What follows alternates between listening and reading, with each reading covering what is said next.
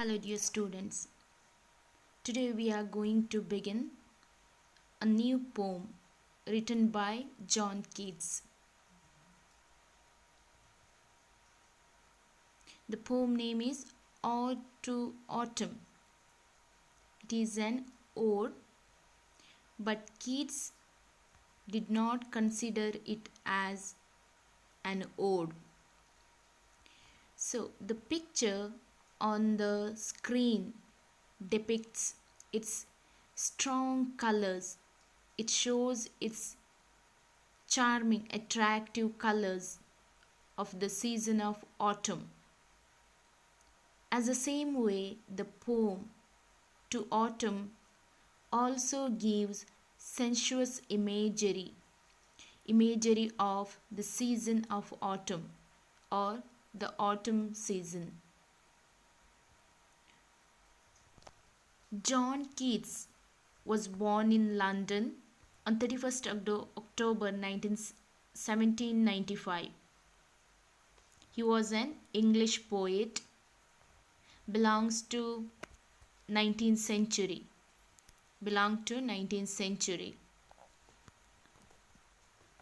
Though he was considered as a romantic poet, but in his lifetime he would not have been with romantic poets. He was the eldest son of his parents Thomas and Frances Jennings Keats. There were 4 children, and among these 4 children, John Keats was the eldest one. Although he died at the age of 25, Keats had perhaps the most remarkable career of any English poet. He had his magnificent place in the history of English literature. He published only 54 poems in 3 slim volumes and a few magazines. Though he had a little writings, a few literary works, but he was acclaimed for his writing skills.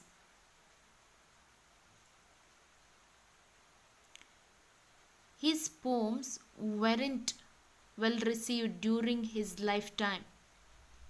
He gained popularity posthumously. After his death, he received all the fame for his writings, for his poems, for his sonnets, for his literary works. He loved Greek culture and literature.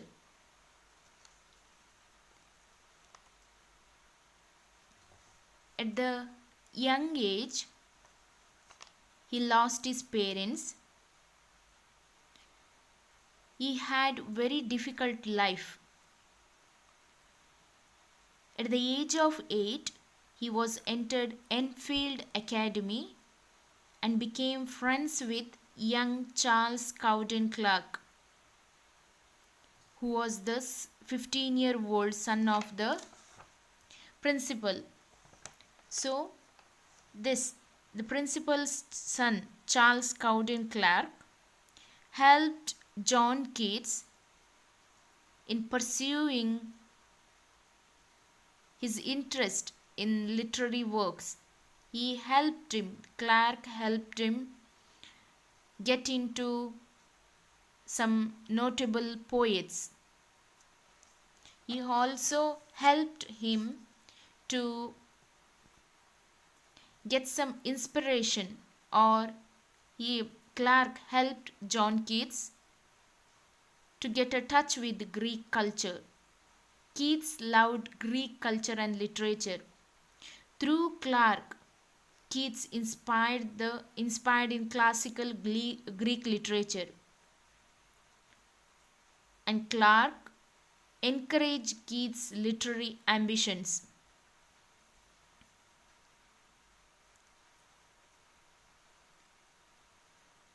Keats was, just now I said, he was influenced by Greek literature. He was overwhelmingly influenced by ancient mythology. Mythology, Purana Kate. Purana. Though romantic in essence, Keats had deep interest in the writings of Homer, Dante, Virgil, and these Homer, Dante, Virgil are all Greek writers, and Shakespeare, an English writer.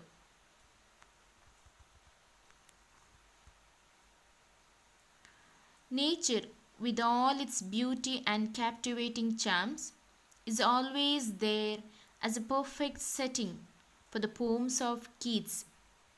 So, he wrote many he wrote many poems, but most of his poems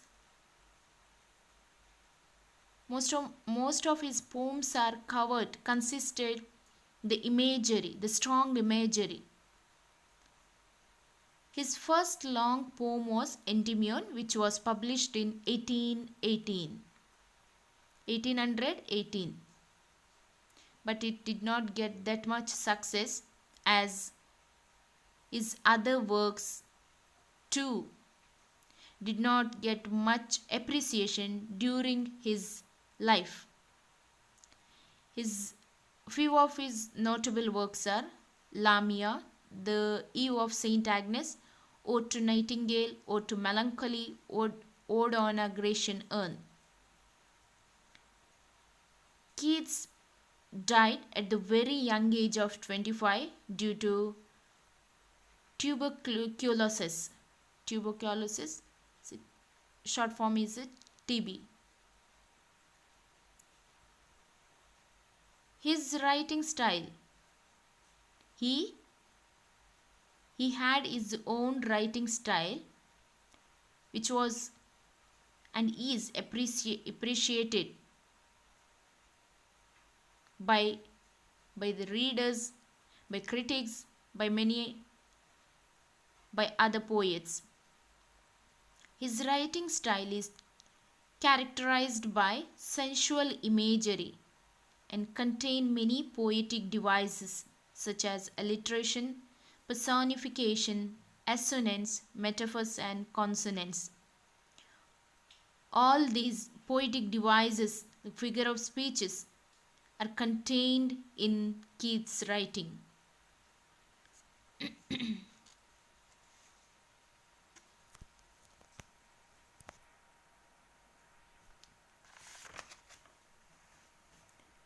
Reading Keats is a luxury.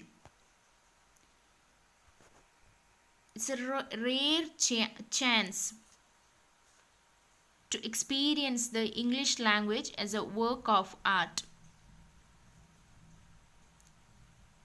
As we've seen, he had no advantages of birth, wealth, or education.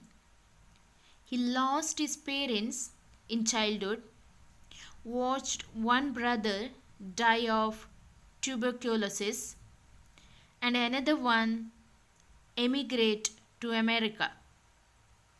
So he had very tough life. Though he achieved his lasting fame only after his early death in 1821,